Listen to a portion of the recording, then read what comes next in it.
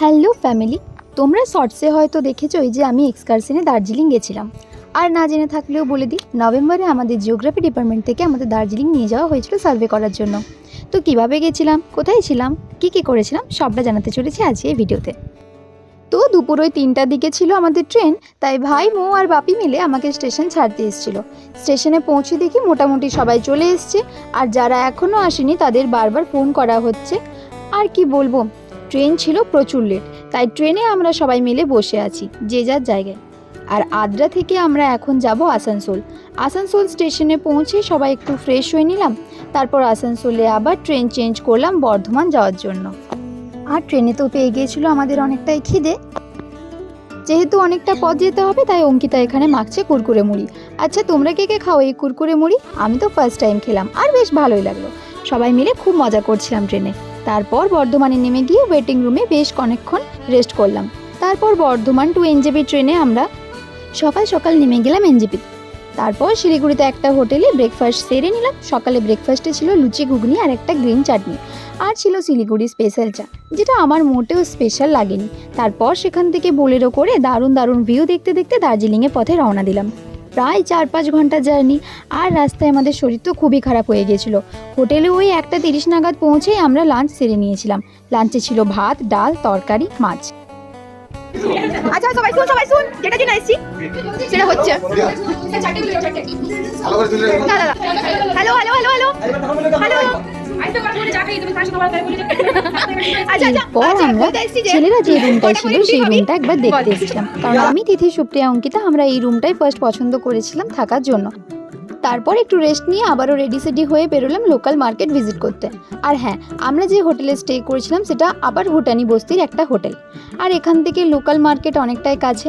চারিদিকটা কি অসম্ভব সুন্দর, তাই না?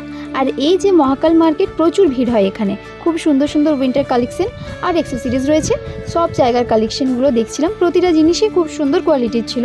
তবে হ্যাঁ, একটু বার্গেটিং করে জিনিসগুলো কিনতে হবে, কারণ ওরা দামটা তো একটু বেশি বলবেই, সেখান থেকে তোমাদের কম করে নিতে হবে। আর আমি কী নিয়েছি সব তো তোমাদের আগেই দেখিয়েছি। তারপর সন্ধে হয়ে যাওয়ার পর ম্যাম বললেন হোটেলে ফিরে যেতে, তাই সবাই আবার হোটেলে ফিরে এলাম। দেন আমাদের একটা ফ্রেন্ড আছে মুনমুন, ও খুব সুন্দর কীর্তন করে, তাই স্যার ম্যামের রিকোয়েস্টে ও একটা কীর্তন করে শোনালো। সেই অত্যাচার সহ্য করতে না পেরে, এই প্রাণীর মায়া ত্যাগ করতে না পেরে ব্রাহ্মণগণ আমার এই বঙ্গভূমির মায়ায় ত্যাগ করে চলে যাচ্ছে। ভক্তের বিপদ দেখে গোলক বিহারী, আমার ভক্তের ভগবান গোলক বিহারী গোলকের সিংহাসন ত্যাগ করে।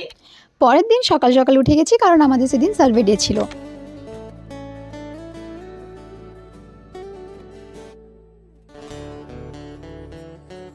সার্ভে লোকেশন ছিল আমাদের হ্যাপি ভ্যালি টি এস্টেট, আর সেখানে গিয়ে আমরা কিভাবে সার্ভে করেছি সেটা আমি পরের পার্টে দেখাবো।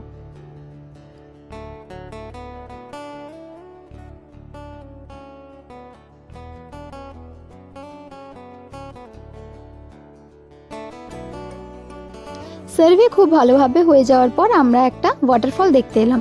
তারপর আমরা একসাথে হলে আর কি মজা, আনন্দ, গান, গপ্প সব একসাথে।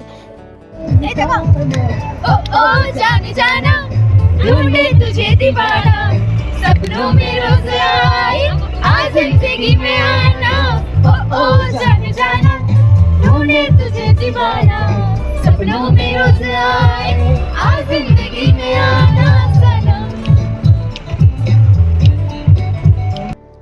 দেন গেলাম Padmaja Naidu Himalayan zoological park. সেখানে দেখলাম লেপার্ড, অ্যালপাকা, ব্ল্যাক বিয়ার, আর ওই যে রেড পান্ডা উঁকি মারছে। তারপর বিভিন্ন ধরনের বার্ডস, আর এই পাখি দুটোকে দেখো কি মিষ্টি, তাই না?